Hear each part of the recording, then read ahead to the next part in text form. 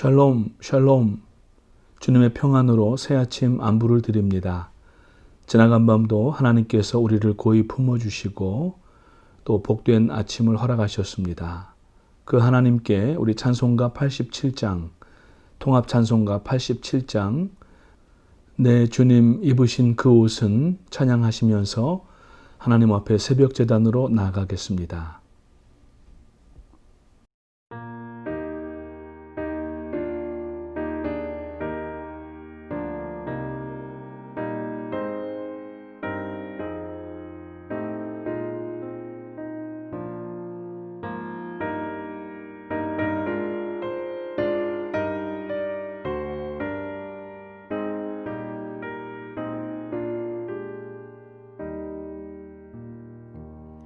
내 주님 입으신 그 옷은 참 아름다워라. 그 향기 내 맘에 사무쳐 내 기쁨 되도다. 시온성보다 더 찬란한 저 찬송 떠나서 이 세상 오신 예수님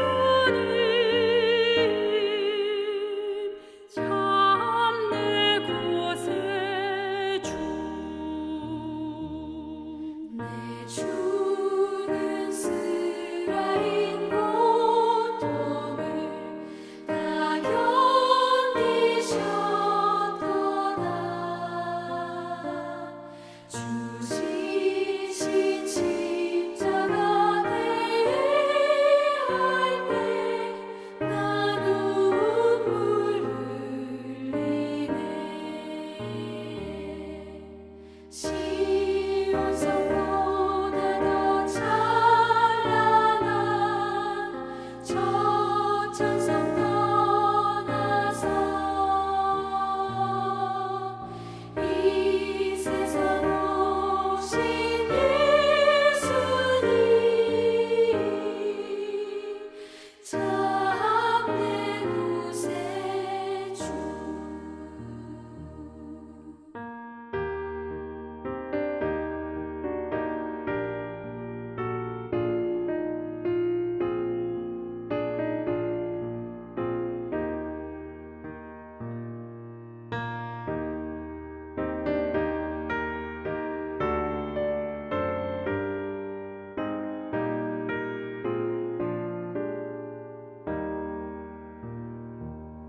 내 주님 입으신 귀한 옷 나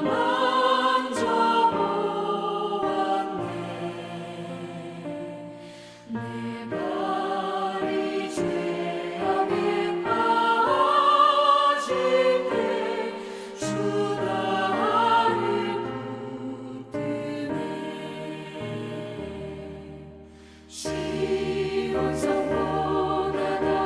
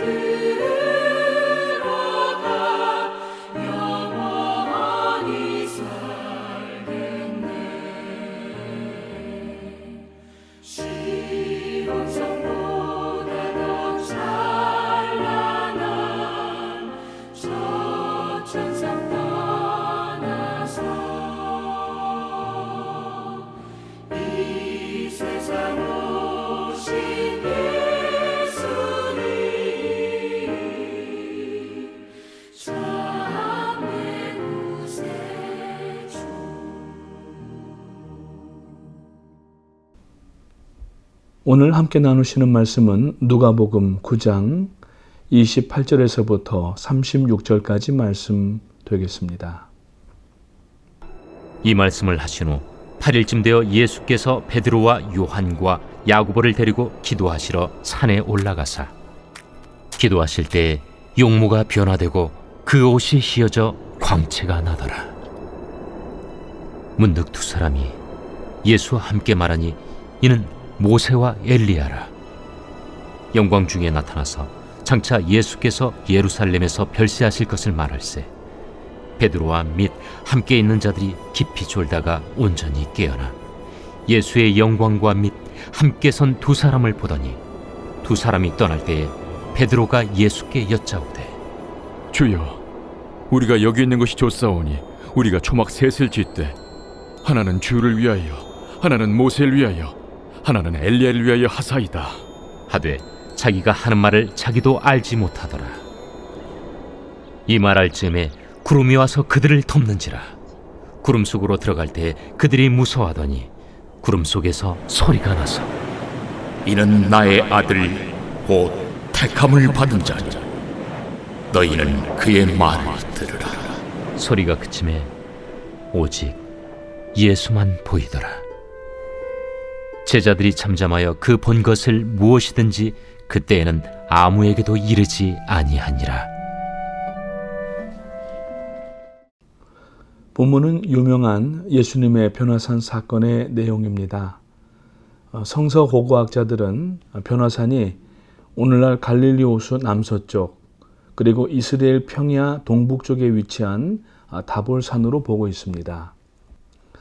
이 산은 해발 588m의 둥그렇게 생긴 모양으로 마치 멀리서 보면은 언덕처럼 보이는 산입니다. 높질 않아서 두세 시간이면은 오를 수 있는 산입니다. 이 산의 원래 이름은 다볼산입니다.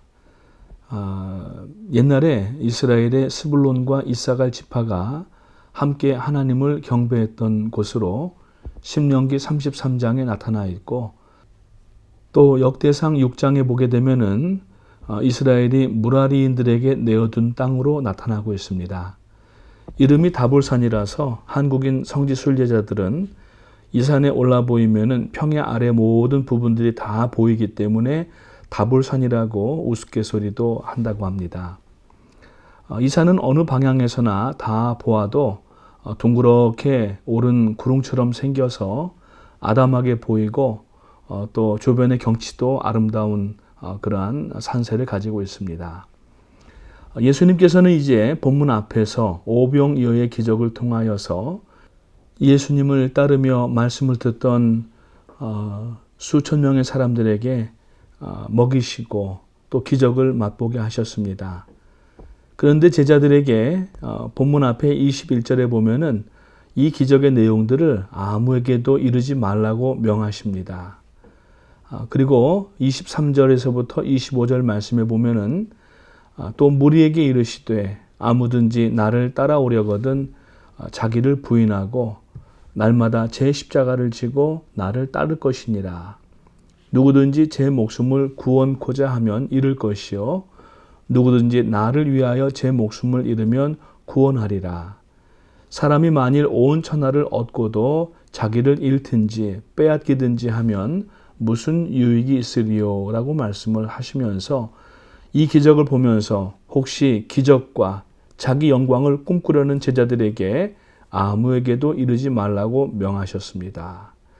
그리고 난 직후에 예수님께서는 애제자 세 사람, 즉 베드로와 요한과 야고보만 데리고서 이 다볼산, 변화산에 오르셨습니다. 그 변화산에서 이제 모세와 엘리야를 만나시는 장면을 본문에서 그리고 있는데 그 의미가 무엇인가 하는 것을 우리는 먼저 살펴보아야 되겠습니다.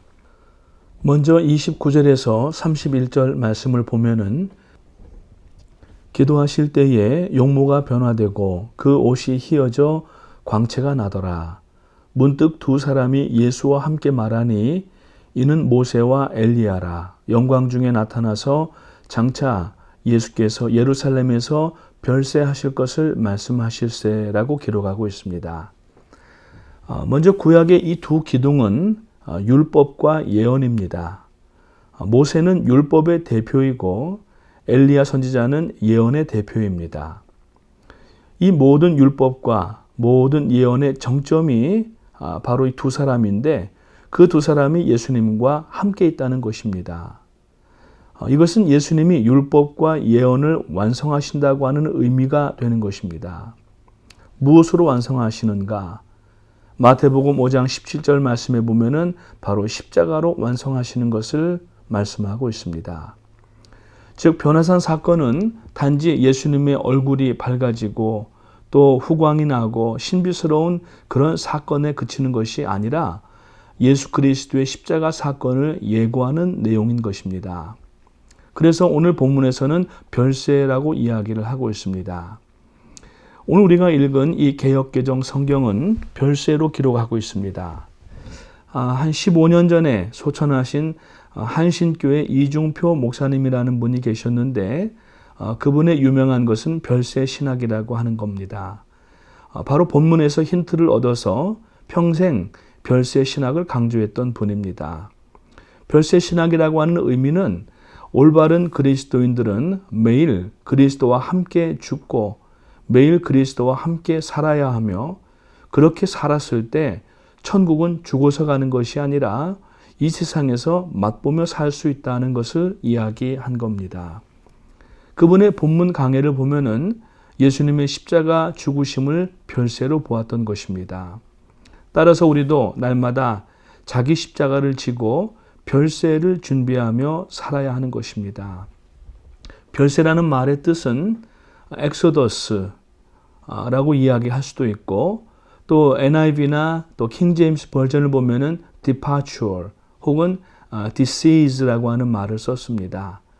출구, 나감, 떠남 이런 의미인 것입니다. 출애굽과 같이 새로운 길을 열었다라는 의미인 것입니다. 즉 예수님의 별세를 통하여서 새로운 나라, 하나님의 나라가 회복되고 창조된다는 의미입니다. 그래서 예수님의 별세, 즉 십자가의 죽음은 죽음으로만 끝나는 것이 아니라 영원한 나라의 창조와 회복의 의미가 내포되어 있습니다. 이것을 보여주기 위하여서 주님께서는 그 세 사람의 제자들을 데리고 변화산으로 오르신 것이었습니다. 그런데 안타깝게도 이 제자들은 깊이 졸다가 이 장면을 다 보지를 못했습니다. 조금만 맛보았습니다. 그리고 나서 33절의 기록에 보니까 베드로가 이렇게 얘기를 합니다. 주여 우리는 여기 있는 것이 좋으니 초막 셋을 짓되 하나는 주를 위하여 하나는 모세를 위하여 하나는 엘리야를 위하여 짓고 여기 살자는 것입니다. 만약에 제자들이 졸지 않고 율법과 예언의 완성이 되시는 주님, 그 주님께서 지실 십자가를 바로 본다면은 하나님 나라가 이미 다가왔고 또 어떻게 완성되었는지를 알기 때문에 이대로가 좋으니 여기 초막셋을 짓자고 말하지는 않았을 것입니다. 초막셋을 짓겠다고 하는 것은 예수님의 사명과는 아무런 상관이 없는 영적 무지함이었습니다. 우리도 십자가의 현상만 보고 이대로가 좋으니 여기에 초막셋을 짓고 머무른다면 십자가가 무엇을 말하는지를 모르는 것이고 오히려 예수님을 근심하게 하시는 말이 되는 것입니다. 우리는 졸지 않고 주님께 집중해야 됩니다. 신앙생활은 어떤 면에서 보면은 집중력을 요구하는 것입니다. 우리들의 시선을 이곳저곳에다 분산시키지 않고 믿음의 주요 또 온전케 하신 이인 예수 그리스도만 바라보아야 됩니다. 물론 신앙생활 중에 기적과 신비로운 일들이 있으면은 좋지만 그것이 목적이 되어서는 안 됩니다. 그러한 일들은 물론 신앙을 더 확신을 주고 또 흔들리지 않도록 도움을 주는 것이지만 오히려 그것들이 목적이 되면은 자칫 곁길로 나갈 수도 있게 되는 것입니다.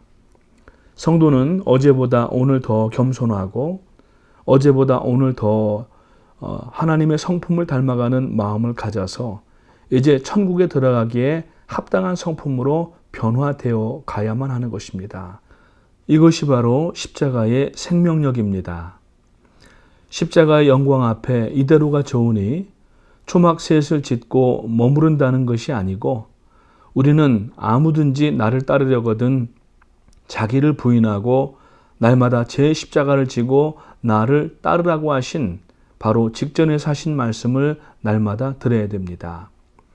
그리고 난 후에 이제 하나님의 음성이 들려왔습니다. 오늘 35절 말씀에 보니까 너희는 그의 말을 들으라고 말씀하십니다. 우리는 주님의 말씀을 들어야 됩니다. 그래야지 오해하지 않고 또 잘못 오답을 말하지 않습니다.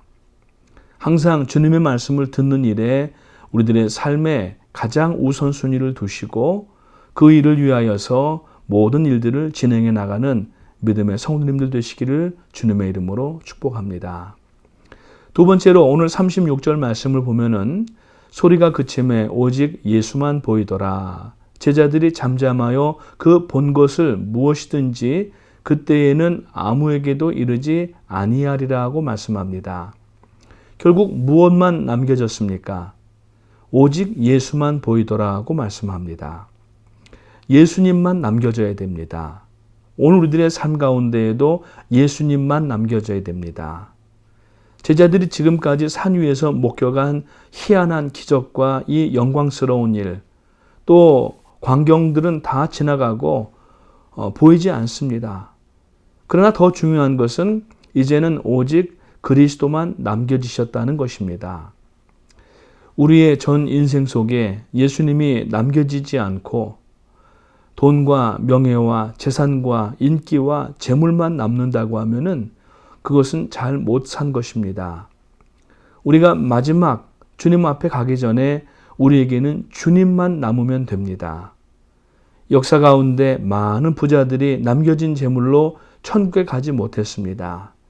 많은 학위를 가지고 학식을 가진 사람들도 학위를 가지고 천국에 가지 못했습니다. 그래서 어떤 사람들은 마지막 순간에 바들바들 손을 떨면서 평안히 임종하지 못하는 그러한 모습들도 보입니다. 마지막 순간에 예수만 남으면 됩니다. 만약에 우리가 주님만 남으면 모든 것을 가진 것이지만 만약에 모든 것이 있다 할지라도 주님이 없으면 다 잃은 것입니다.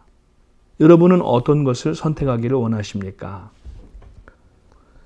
우리가 이 땅에 사는 동안 하나님의 꿈이 우리들의 비전이 되어야 되고 예수님의 성품이 우리들의 인격이 되고 성령의 권능이 우리들의 능력이 되면은 우리는 날마다 자기를 부인하게 되고 우리들에게 각자 맡겨진 십자가를 지고 하나님께서 이 제자들에게 그 하신 말씀처럼 그의 말을 들으라고 당부하시는 말씀을 우리가 새겨 듣고 우리는 세상의 소리가 아니라 내 소리가 아니라 예수님의 말씀을 날마다 들으면서 믿음으로 전진해 나가는 오늘 하루가 되시고 남은 생애가 되시기를 주님의 이름으로 축복합니다.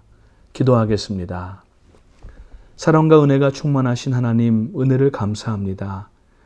오늘도 저희들에게 복된 하루를 허락하여 주시고 말씀으로 시작하게 하심을 감사를 드립니다. 무엇보다도 하나님께서 주님의 제자들에게 그의 말을 들으라고 당부하신 것처럼 오늘 저희들도 이제는 제자의 삶을 살면서 세상 소리, 사람 소리, 물질의 소리가 아니라 하나님의 음성을 들으며 주님의 말씀을 들으며 살아나가는 성도가 될 수 있도록 도와주시옵소서. 감사를 드리오며 예수님의 이름으로 기도하옵나이다. 아멘. 하늘에 계신 우리 아버지, 이름이 거룩히 여김을 받으시오며 나라가 임하시오며 뜻이 하늘에서 이룬 것 같이 땅에서도 이루어지이다. 오늘 우리에게 일용할 양식을 주옵시고 우리가 우리에게 죄 지은 자를 사하여 준 것 같이 우리 죄를 사하여 주옵시고 우리를 시험에 들게 하지 마옵시며 다만 악에서 구하옵소서. 나라와 권세와 영광이 아버지께 영원히 있사옵나이다. 아멘. 오늘도 주님의 말씀을 들으며 전진하시는 하루가 되기를 원합니다.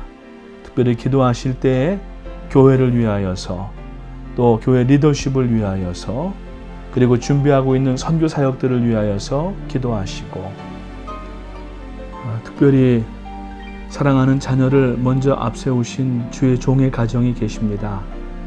성령의 위로가 그 가정 가운데 함께하여 주시옵소서. 사람의 말로는 위로가 되지 않지만 이 시간에 하나님의 말씀, 주님의 음성을 듣는 가정 될 수 있도록 도와주시고 모든 장례 일정 절차가 하나님 앞에 영광 돌리는 예배가 될 수 있도록 도와주시옵소서. 함께 위로의 기도를 부탁을 드립니다. 특별히 질고로 인하여서 또 고통당하시는 분들이 계시는데 이 시간에 그분들 아시는 대로 성함을 불러가면서 하나님의 어루만져 주심과 치유와 능력을 위해서 계속해서 기도해 주시면 감사하겠습니다. 우리 주여 3번 힘차게 부르짖고 기도하겠습니다. 주여, 주여, 주여.